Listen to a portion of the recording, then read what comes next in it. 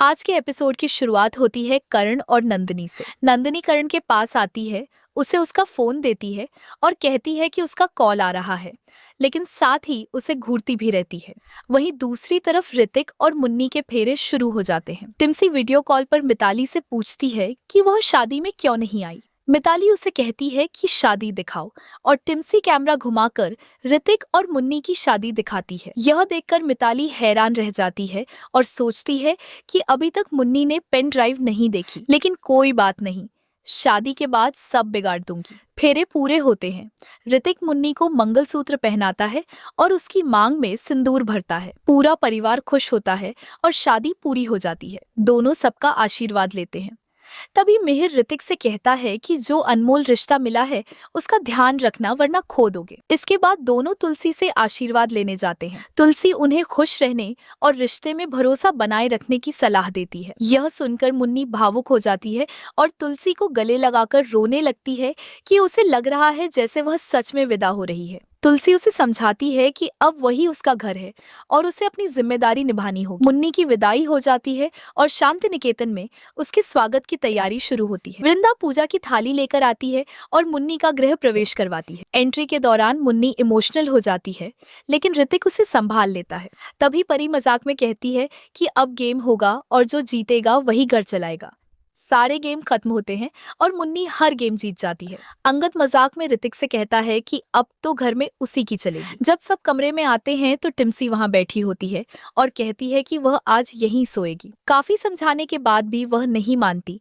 तब अंगद उसे बहाने से बाहर ले जाता है। इसी बीच मुन्नी और ऋतिक अकेले बात करते हैं, लेकिन तभी मिताली का फोन आ जाता है। वह मुन्नी से कहती है कि उसने जो गिफ्ट भेजा था उसे पहले देख। मुन्नी को पता चलता है कि पेन ड्राइव उसी ने भेजी थी। जैसे ही वह उसे देखती है वह हैरान रह जाती है। मिताली उसे ऋतिक के खिलाफ भड़काने लगती है और कहती है कि उसने उससे अपने फायदे के लिए शादी की है, खासकर उसके कलेक्टर पद का फायदा उठाने के लिए। मुन्नी चुपचाप सब सुनती रहती है।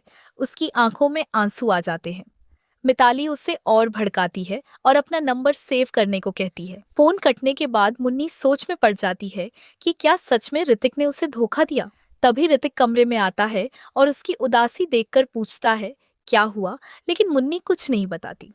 ऋतिक उसे खुश करने की कोशिश करता है, लेकिन जब वह उसे गले लगाने जाता है तो मुन्नी पीछे हट जाती है और कहती है कि उसे इस रिश्ते को समझने के लिए थोड़ा समय चाहिए। ऋतिक भी उसे पूरा समय देने की बात करता है। तभी वृंदा टिम्सी को लेकर आती है और कहती है कि उसका झगड़ा हो गया था, इसलिए वह यहाँ सोएगी। मुन्नी उसे सुलाने लगती है और ऋतिक बाहर चला जाता है। ऋतिक सोचता है कि अब उसकी जिंदगी में एक परफेक्ट फैमिली होगी, जबकि मुन्नी के मन में अब भी शक बना हुआ है। दूसरी तरफ मिहिर और तुलसी बात कर रहे होते हैं। मिहिर मजाक में कहता है कि ऋतिक कोई गेम नहीं जीता फिर भी खुश था। तुलसी कहती है कि उसे सही जीवन साथी मिला है। तभी तुलसी को फूल मिलते हैं और उसे पता चलता है कि मिहिर ने भेजे हैं। मिहिर उसे धन्यवाद कहता है कि उसने शादी का सारा खर्च खुद उठाया। तुलसी कहती है कि मुन्नी उसकी बेटी जैसी है, इसलिए यह उसका फर्ज था। वहीं दूसरी तरफ कर्ण और नंदिनी के बीच बहस हो रही होती है। नंदिनी कहती है कि समायरा को सच नहीं पता चलना चाहिए, वरना सब बिगड़ जाएगा। ऋतिक यह सब सुन लेता है और समझ जाता है कि दोनों के बीच अब भी टेंशन है। इधर मुन्नी किचन में काम कर रही होती है, लेकिन उसे ऑफिस भी जाना होता है। टिम्सी जिद करती है कि वह पहले खाना बनाए। इसी बीच कहानी में नया ट्विस्ट आने वाला है, क्योंकि अब असली ड्रामा शुरू हो। जल्द ही तुलसी भी अपने घर लौटेगी, क्योंकि गौतम उसे मनाने की कोशिश करेगा। अब देखना दिलचस्प होगा कि क्या तुलसी फिर से मिहिर के साथ रह पाएगी या नहीं।